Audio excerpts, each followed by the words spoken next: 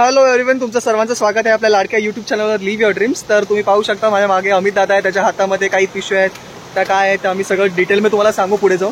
आता सध्या माझ्या हातात जे गमेलं आहे आणि त्या गमेल्यामध्ये तुम्हाला हे जे बाट्यांचे कोळी दिसतात, जे कोळी रुजलेले दिसतात तुम्हाला, ते हापूस आंबा किंवा रायवळी आंबा, जो कुठला आंबा असेल जो आपण खाऊन नंतर फेकून दिला होता इकडे तिकडे, तो आपण जमवलेला आहे. आणि त्याचं पुढे काय करणार ते आपण थोडक्यात तुम्हाला लवकरच सांगू. बरं, तर आम्ही आपल्या प्लॉटवर आलेलो आहोत, जिथे आपण कलम करतो. बेसिकली ती जी काही नर्सरीचं आपण एरिया पण बनवलं आहे तो आपल्या बागेमध्ये केलेला आहे. आणि ही जी काही कोळी तुम्हाला दिसते रुजलेली, ती आपण आपल्या बागेमध्ये आता आणलेली आहे. त्याला आता आपण पुढच्या जे काही प्रोसेस आहेत तुम्हाला दाखवणार आहोत. आपण कलम बांधतो. मदर प्लांट्स जे आपल्या मागे तुम्हाला दिसते एवढी मोठी मोठी ही जी काही आंब्यांची रोपं आहेत, कलम आहेत, मोठी मोठी रोपं नाही कलम आहेत, तर ती एक 30-40 वर्षापूर्वीची मदर प्लांट्स आहेत बेसिकली. आणि आपण त्याच्याच स्टिक्स काढून यांना ग्राफ्टिंग करून प्रोडक्टिव्ह प्लांट्स बनवणार आहोत. क्वालिटीवाले फ्रूट्स जर तुम्हाला पाहिजे असतील तर क्वालिटीचंच ते मदर प्लांट असलं पाहिजे, हे एक फार गरजेचं आहे. आणि हा विषय मला तेव्हा समजला जेव्हा मी 8 वर्षापूर्वी रोपं फक्त बाजारातनं विकत आणायचो. आणि ती 7-8 वर्षानंतर आज मला समजून म्हणजे येते की ती कुठल्या प्रकारची स्टिक्स होते, काय होतं ते सगळं. सो हे आपल्याबरोबर असं बोगसपणा होऊ नये. 8-10 वर्षांतर जेव्हा फ्रुटिंग स्टेजला येतं तेव्हा आपल्याला समजतं की हे तर कलम चुकीच होतं. सो हे आपल्या गिराईकांशी घडू नये. आपण जी काही झाडं लावले त्याच्याशी ते असं प्रॉब्लेम होऊ नये म्हणून आपण हे ग्राफ्टिंग करतो. ते कसं करतो ते सगळं आपण तुम्हाला लवकरच सांगू. तर जसं मी तुम्हाला सांगितलं, आपण पहिली स्टेप काय तर कोळी जमा केले आहेत, त्यांना आणून ठेवलं आहे. त्याचप्रमाणे आता आपला अमित आता तुम्ही बघता स्टिक्स काढतोय. स्टिक्स काढतोय म्हणजे कसं, तर तुम्ही बघता त्यांनी पंजाच्या मदतीने पहिली फांदी वाकून घेतली आहे. आणि ज्या ज्या आपल्याला मॅच्युअर स्टिक्स वाटतात, मॅच्युअर स्टिक्स कशा असतात ते पण मी तुम्हाला थोडक्यात दाखवतो. जसं मी तुम्हाला सांगितलं, हे मोठं जे झाड आहे ते मदर प्लांट आहे. हे कुठलं प्लांट आहे तर हापूस आहे. हे जे पडलेले आपण तुम्ही दाखवतो आम्ही काढलेल्या स्टिक्स आहेत त्याचं सांगतो.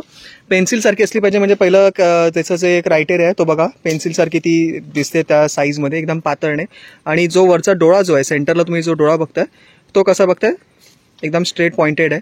तर तेच नंतर चांगल्या रित्यामध्ये फुलून पुढे झाड असं मोठं मोठं होत जातं. तर अशा प्रकारे आपण ही स्टिक निवडून घेतो.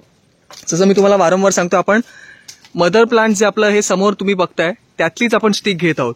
नाहीतर आजकाल होतं काय, तुम्ही नर्सरीमध्ये जाता ती लोक असं तोंडी सांगतात की हा हापूस आहे, पण ते जे ज्या हापूस ज्या झाडावरून तो हापूस काढलाय ते फ्रूट किती छोटं होतं किती मोठं होतं हे तुम्हाला माहिती आहे का, ते त्यांनी सांगितलंय का, त्याची गॅरंटी त्यालाही नाहीये. सो अशा प्रकारे आपल्याला जर क्वालिटीची जर स्टिक काढून तुम्ही जर तसं ग्राफ्टिंग केलात तर त्याचप्रमाणे त्याचं फ्रूट येणार आहे. तर थोडक्यात मी तुम्हाला हे सांगितलंय. आणि आता आपण या स्टिकनं कसं काय करतो हे एका हाताने जरा प्रयत्न करून दाखवतो. पहिले म्हणजे खालच्या ज्या फांद्या असतात त्या आम्ही पूर्णपैकी क्लिअर करून घेतो. तर अशा प्रकारे तिचं वरचं पानं काढून झाल्यानंतर ही पेन्सिल सारखी स्टिक होते. ओके, तर आता समोर जे तुम्ही पाहू शकता, आपण ही जी काही शेड आहे आपली त्याच्यामध्ये हे सगळे आपण कोळी आणलेले आहेत. त्याचप्रमाणे जे स्टिक्स आहेत त्यांना आपण एका साईडला ठेवलंय. या स्टिक मी तुम्हाला परत सांगतो, आपण जे काही मदर प्लांट्सवरनं मॅच्युअर स्टिक काढल्यात, मॅच्युअर स्टिक कशी ओळखायची, तर एक पेन्सिल सारखी तिची साईज असली पाहिजे, वरती टोक असलं पाहिजे, ओके, टपोरेपणा असला पाहिजे वरती, जेणेकरून त्यांना इझिली पुढे ओपन अप व्हायला बर्ड्सनी सोपं होईल. ओके, तर अशा प्रकारचे आपण स्टिक्स निवडून घेतल्यात. आता काय करायचं तर तुम्ही दादाच्या हातामध्ये पाहू शकता एक चाकू आहे, त्या चाकूच्या मदतीने तो वरची स्किन काढतो. स्किन काढून खाली तो पॉइंट करत आहे.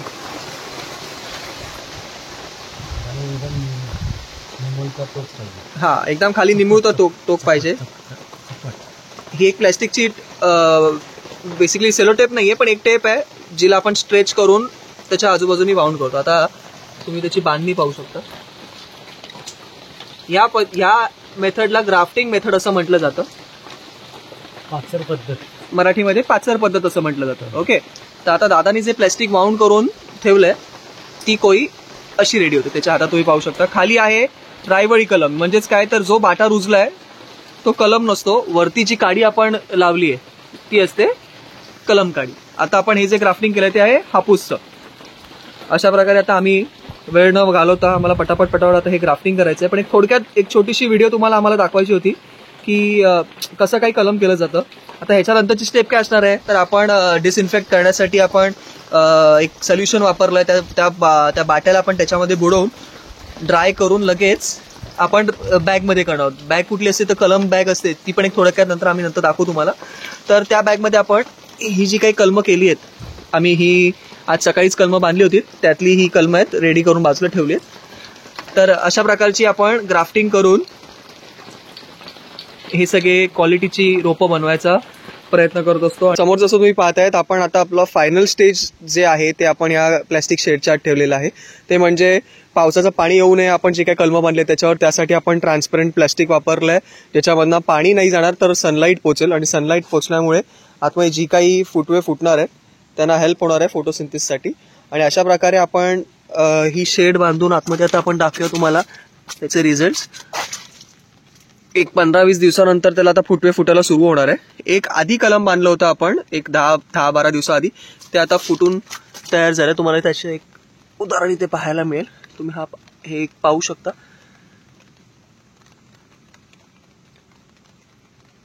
तर अशा प्रकारे आता हे कलम फुटलेलं आहे सक्सेसफुली. पण नंतर थोड्या दिवसानंतर कीटकनाशक आणि बुरशीनाशकचा वापर करावा लागेल, एक स्प्रेचा, कारण की नंतर ज्या काही अळी असतात उतरत्या पावसात त्या देखील फार याच्यावर अट्रॅक्ट होतात. सो अशा प्रकारे आपल्याला कलम बांधताना काळजी घ्यावी लागते.